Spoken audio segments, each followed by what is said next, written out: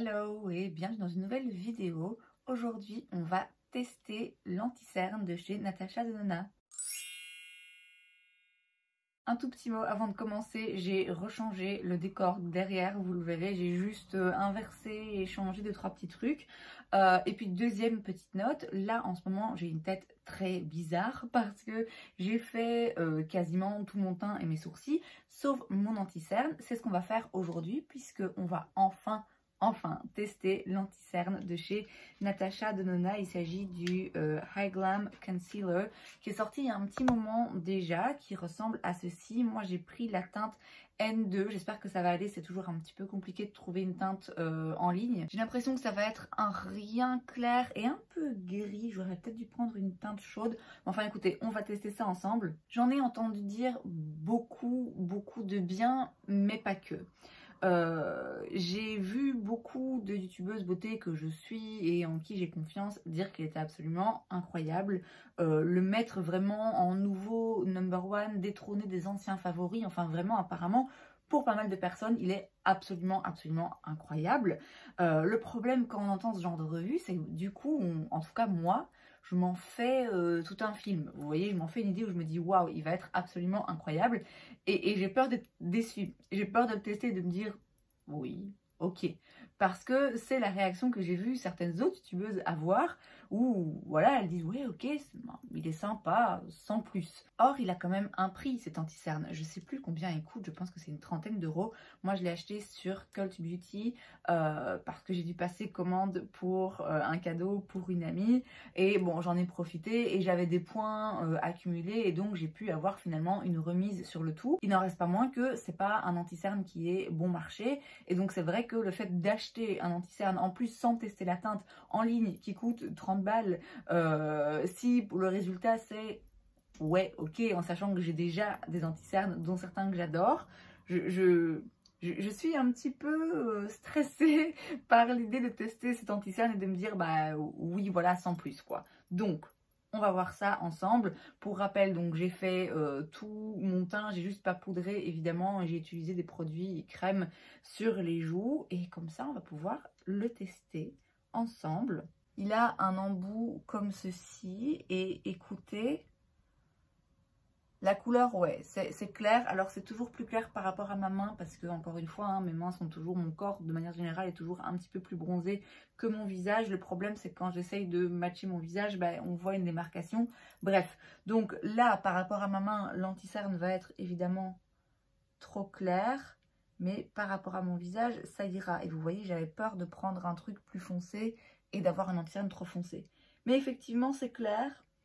C'est clair et pour un neutre, je trouve que c'est pas si neutre que ça. Ou alors c'est moi qui ai un sous-ton beaucoup plus chaud que ce que je l'imagine. J'ai toujours l'impression d'être neutre qui tire vers le chaud. Mais bon, en fonction des marques, parfois c'est vrai que je dois plus me diriger vers du chaud que vers du neutre.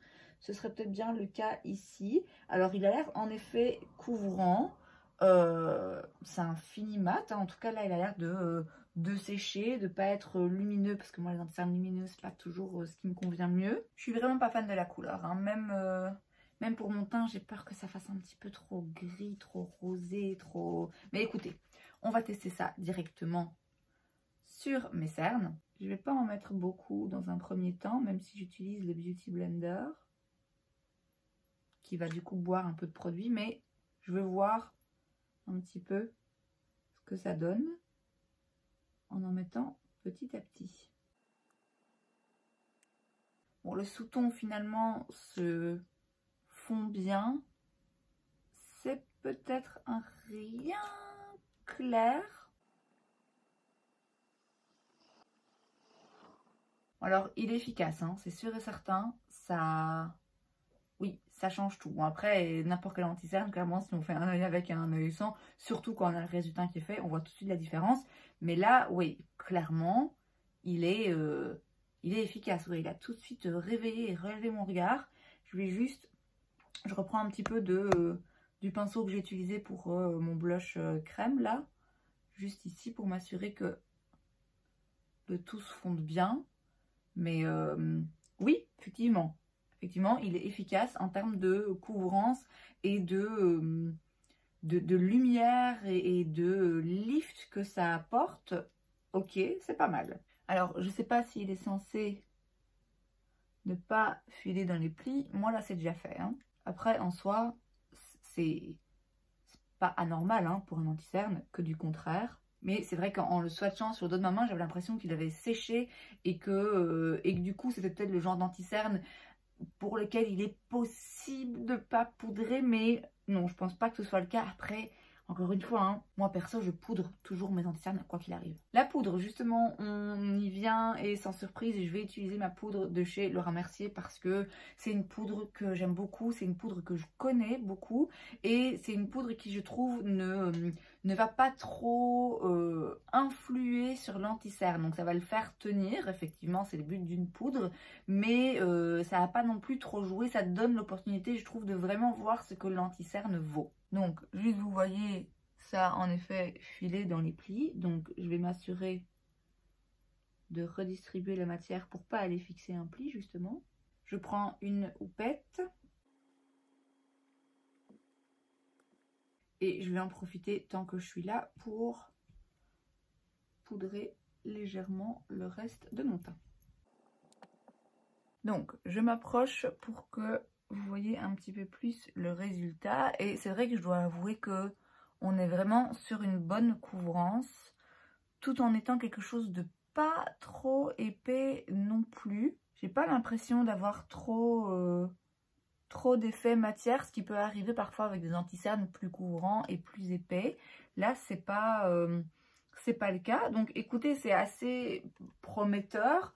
Maintenant, bon, pas comme ça avec un premier test que je vais pouvoir vraiment dire ok je l'adore, en tout cas je pense pas. On va voir, hein, on va voir au fur et à mesure de la journée. Là je vais aller faire le reste de mon make-up, faire une autre vidéo et je reviendrai vers vous un petit peu plus tard pour voir comment ça a évolué. On se retrouve donc un petit peu plus tard, là il est 10h40. J'ai pas regardé à quelle heure j'ai mis l'anti-cerne, mais je dirais aux alentours de 10h. Donc j'ai fait le reste de mon make-up. Pour le moment il n'y a rien qui bouge et j'ai envie de dire que pour le moment, ce qui me saute aux yeux le plus, c'est que j'ai vraiment une bonne couvrance. J'ai un effet assez, ouais, assez lifté en fait, et assez mat, mais sans être asséchant. Et j'ai pas de texture, c'est assez invisible en fait finalement. Donc, pour le moment, je dirais que ça se passe plutôt bien. Je vais filmer maintenant une autre vidéo. Je vais ensuite vivre ma vie, faire ma journée. Je reviendrai vers vous un petit peu plus tard et on fera un petit débrief. Alors, on se retrouve un petit moment plus tard, il est passé 17h, donc c'est pas tout à fait la fin de la journée, mais je pense que là, j'ai l'anti-cerne depuis assez longtemps pour qu'on regarde un petit peu à quoi ça ressemble. Du coup, je me rapproche. Alors bon, le reste du make-up, on va ignorer un petit peu, mais en ce qui concerne l'anti-cerne, bon, il a un tout petit peu filé, mais vraiment pas grand-chose. Pas plus en tout cas qu'un autre anti-cerne ne filerait par la force des choses après l'avoir porté pendant 7 heures. Même s'il est poudré, voilà, ça va bouger un petit peu, mais ça se voit pas. Ça se voit uniquement quand je tire comme ça sur ma peau. Sinon, franchement, il est toujours net. Il n'a pas fait d'effet matière. Bon, j'ai plus grand chose autour du nez, j'ai les traces des lunettes, mais l'anti-cerne vraiment... Ouais, là on est sur un anti-cerne qui, je dois dire, vieillit assez bien. Et globalement, on est sur un anti-cerne que je pense vraiment bien aimé. Alors, au tout début, je pense que j'avais ce truc en tête où je me disais, ok, je m'attends à un truc de fou, mais en même temps, je sais que je vais pas avoir un truc de fou, je vais être déçue et tout. Et donc, au début, comme ça, en première application, je me suis dit... Oui, ok, j'avais un petit peu du mal à me positionner. Et puis c'est vrai que en y regardant de plus près, je me rends compte que on est quand même sur une bonne couvrance. On est sur un dessous des yeux, moi ici, qui est bien lissé, qui est bien uniforme, où il y a moins de décoloration. Vraiment, ça a fait le taf de l'anti-cerne. Et pour autant, il y a très peu d'effet matière. Il y a très peu, ça se voit peu finalement, tout en couvrant. Donc c'est vrai que je pense qu'il est vraiment pas mal. Je suis pas à 100% convaincue par la teinte.